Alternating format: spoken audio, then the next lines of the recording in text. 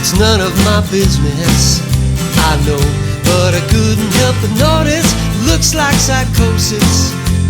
Life on relationship blow. What's going on over there? It's none of my business, I know, but I couldn't help but notice. Looks like psychosis. We live on relationship road.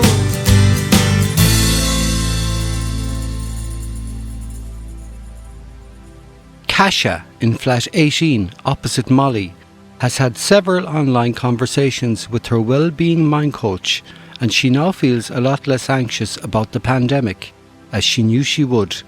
However, there is more to her anxiety than just the coronavirus. But she doesn't feel that she wants to talk about this just yet, as she knows that she can't do anything about this until the pandemic is over.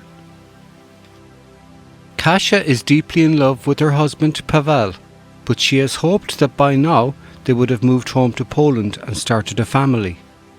She has raised this issue with him a few times, but on each occasion he tells her that now isn't the time and he can't see himself moving back home, as he has made a good life for himself and her where they are.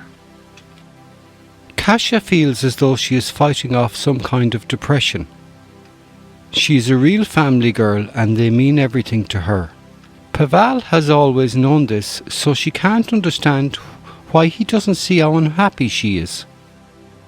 The problem is that when he first moved here to be with her, he had a good few months off with nothing to do, and at times he wished that he hadn't come here. But then he found a job in a print firm, and now, just a couple of years later, he has his own print shop in the town.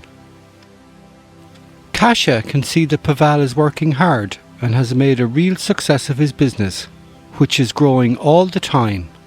Well, until the virus closed everything down, that is.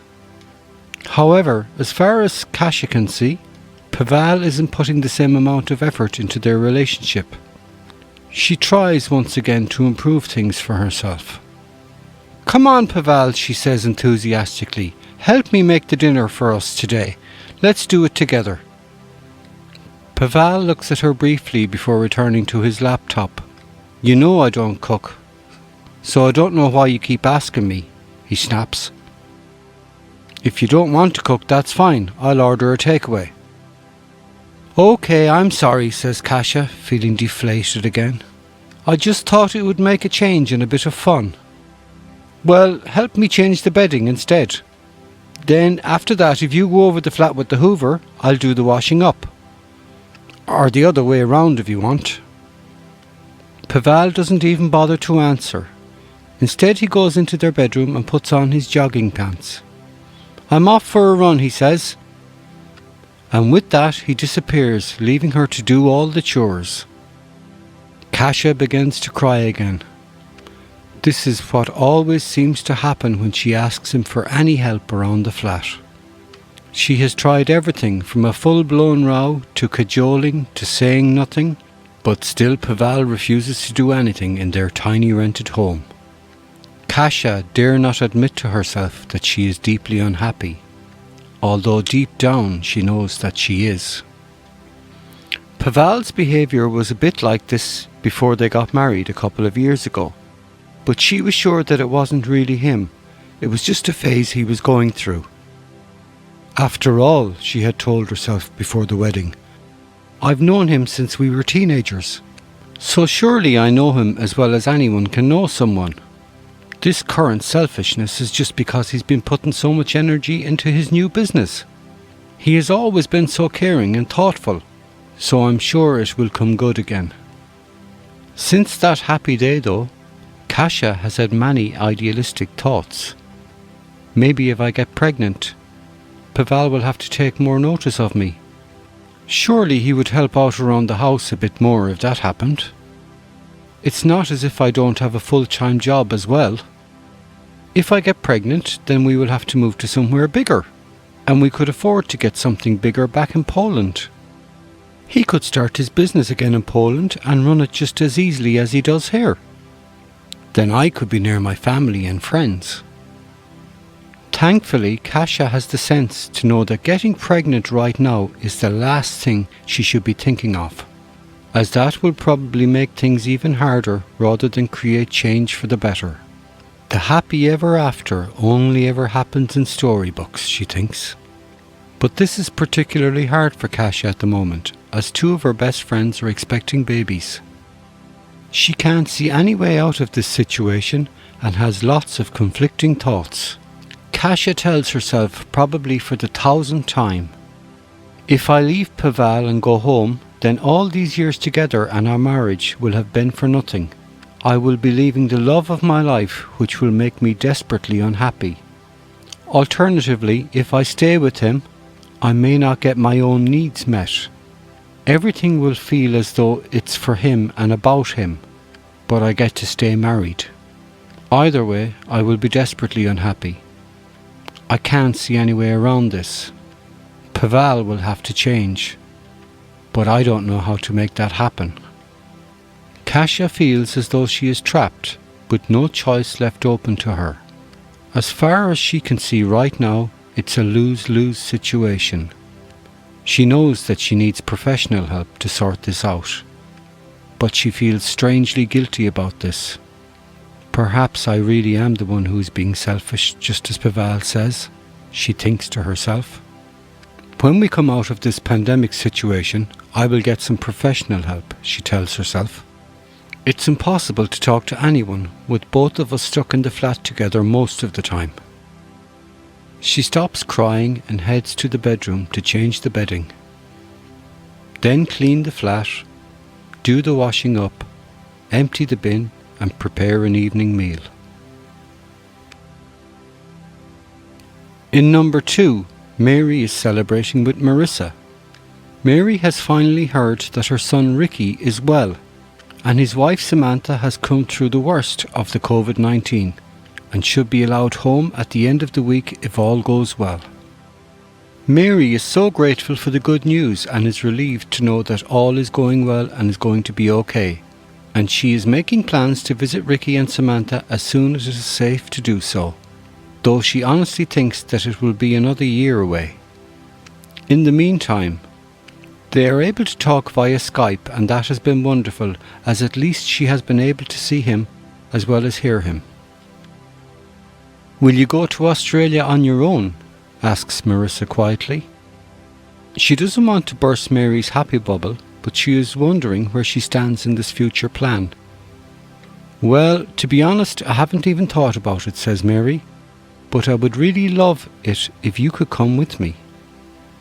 What will you tell Ricky and Samantha? Asks Marissa. Will you tell them about us? Mary gives it some thought.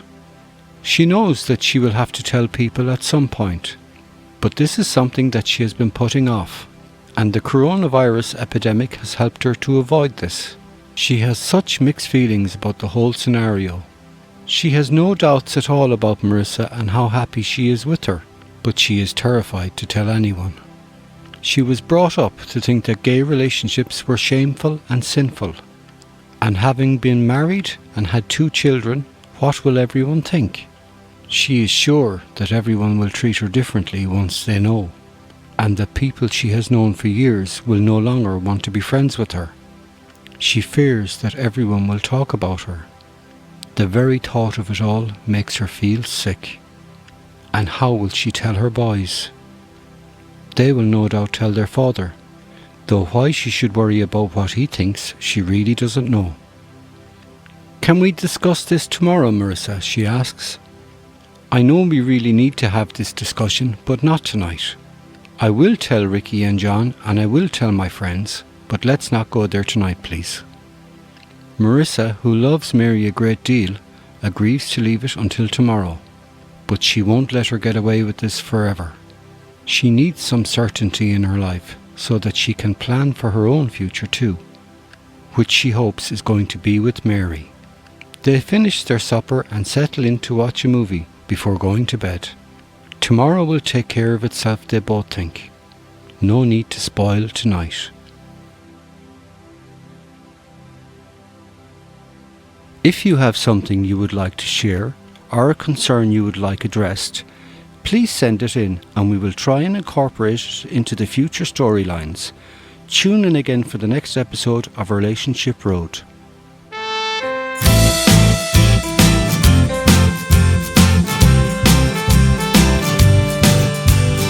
Welcome to Relationship Road, where people live just like me and you, alone or together in all kinds of weather, and most of them are scared of this flu.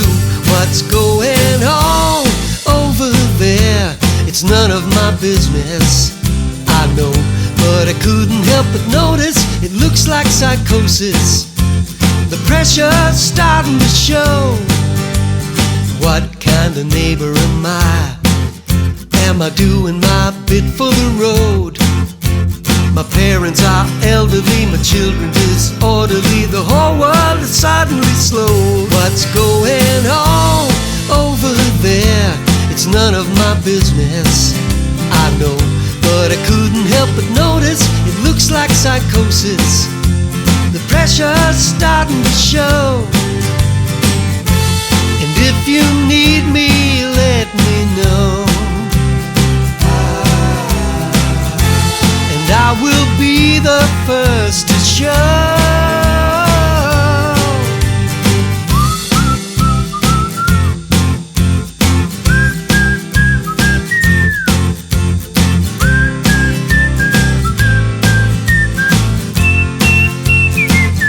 What's going on over there?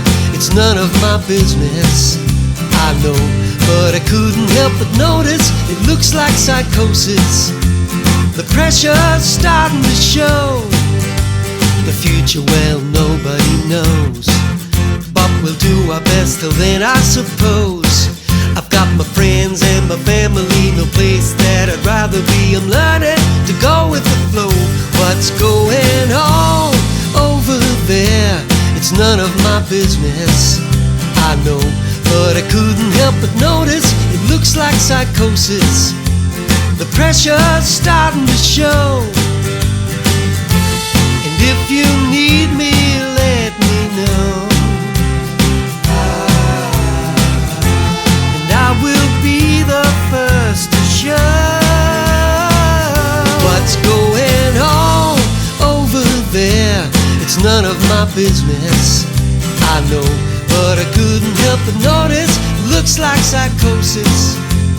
Life on Relationship Road. What's going on over there? It's none of my business, I know, but I couldn't help but notice looks like psychosis. We live on Relationship Road.